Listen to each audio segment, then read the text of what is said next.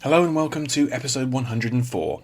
This episode is a return to our main topic of classic science fiction, and in particular it focuses on the book China Mountain Zhang, which was written by Maureen F. McHugh and published in 1992.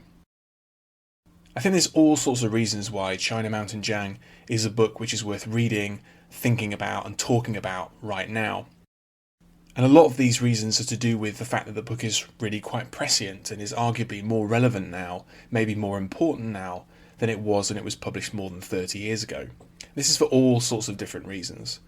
One of them is the fact that China Mountain Zhang imagines a future world where China is very much the dominant superpower, where the United States has been brought low, is in decline, and Beijing really is the centre of power in the world.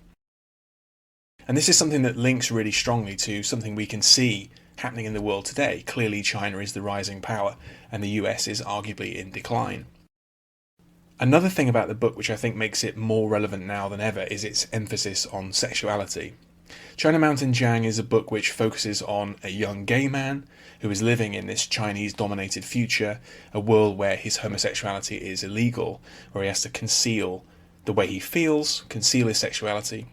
And that is a huge part of his life and a huge thing that determines the outcomes of his life, his level of freedom of action, what he can do, what he can't do.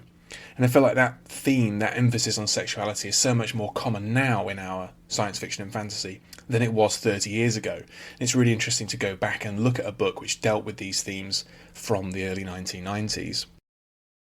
But the biggest theme, I think, of China Mountain Zhang, which a lot of this episode deals with, is about the ability of an individual to change their world, or the lack of ability for them to do that. And I open the episode by talking about a talk that Maureen F. McHugh gave to the Philadelphia Science Fiction Society, where she talked about the trend, or trope you might say, in science fiction, where it's very, very common for an individual to be responsible for seismic changes in their world, saving the world, changing the world, or making things the way they used to be in some better past. And China Mountain Zhang is a book which very deliberately does not do this. It isn't about this trope or this trend. Instead, it's about an ordinary man who has no ability or desire necessarily to change the world. Instead of it being about changing the world, it's about finding a way to live in the world. And even now, 30 years later, I feel like that emphasis that McHugh's novel has is actually still quite scarce. It's still much more common for characters in science fiction and fantasy to change the world, to have a huge freedom of action, to be special, to be the chosen one. So it's really interesting to go back and look at a book which really does view science fiction very differently. Not just a social science fiction novel, but one where the main character has little to no ability to change his circumstances, and really he's just trying to make the best life that he can.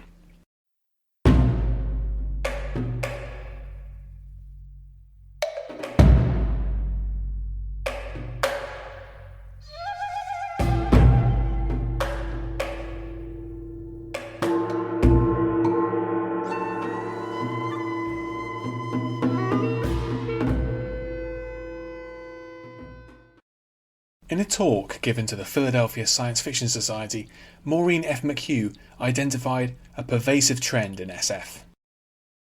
Something required for the genre or genres, she said, whether to establish order or transcend it, is the hero who changes everything. It doesn't matter if the story is on the scale of a city or a planet or the galaxy. SF is the story of the outsider who is smarter, mutated, or endowed with special powers, and is therefore the person, the only person, who can make the difference. In her debut novel China Mountain Zhang, McHugh set out to prove that a world-changing hero is not a precondition for an interesting science fiction story. The book is set at some point in the 22nd century, in a world in which the global balance of power has shifted dramatically. The United States has been brought low by a second Great Depression and a bloody civil war. By contrast, socialist China is the preeminent superpower, extending its influence all the way to new colonies on Mars. Zhang Zhongshan is a construction technician working in New York City. He has no towering ambitions nor any desire to change his world. He wants only to make a good life for himself, which is complicated by his status as a gay man living under a regime in which homosexuality is illegal. China Mountain Zhang is not about changing the world, but about finding a way to live in it.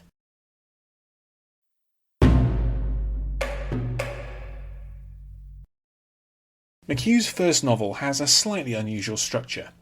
Around 60% of the book focuses on the title character. Each of the lengthy chapters covers a particular phase in Zhang's life, set over a period of a few years. Between these chapters there are sections which focus instead on other characters. These include Angel, a professional competitor in a sport involving racing kites controlled using a brain-computer interface.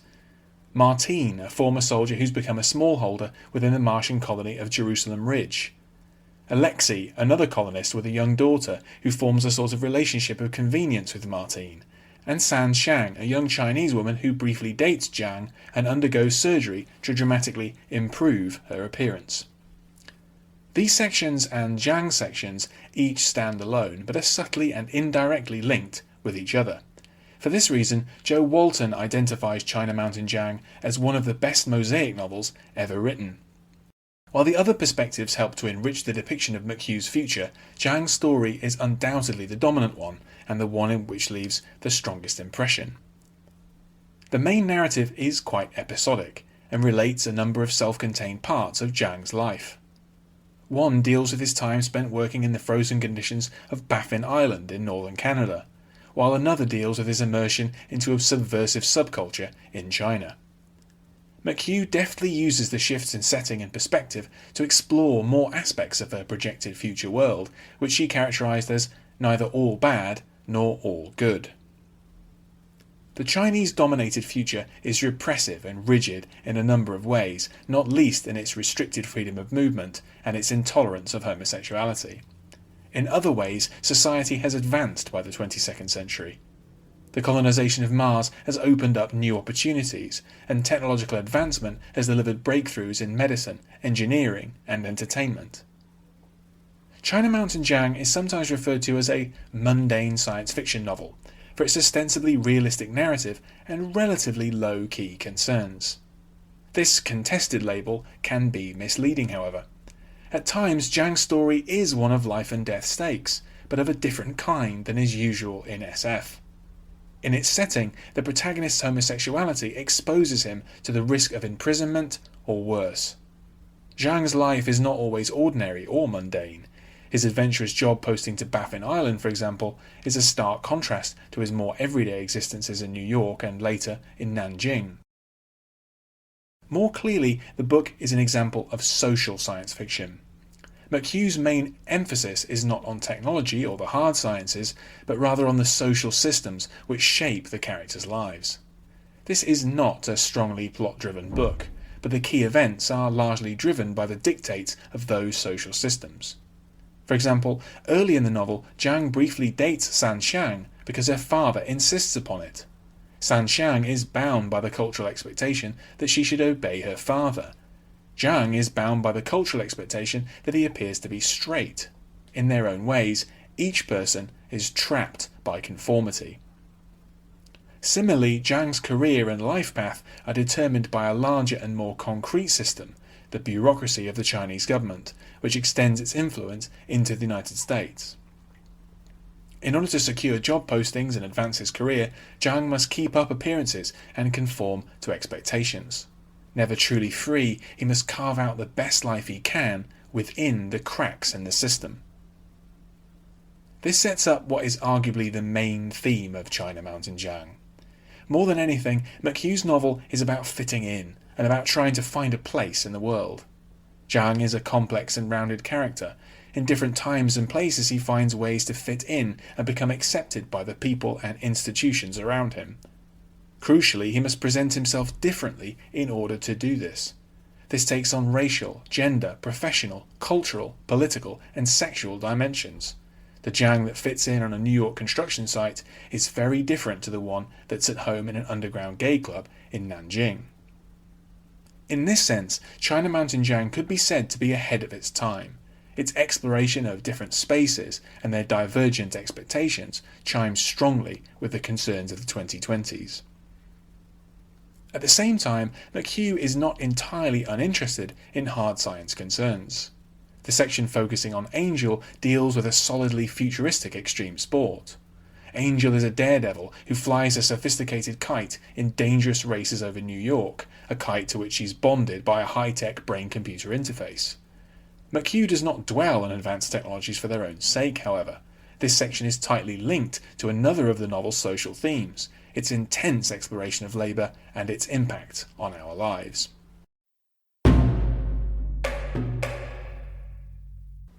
China Mountain Zhang was not the first novel to couch science fiction in grounded human terms.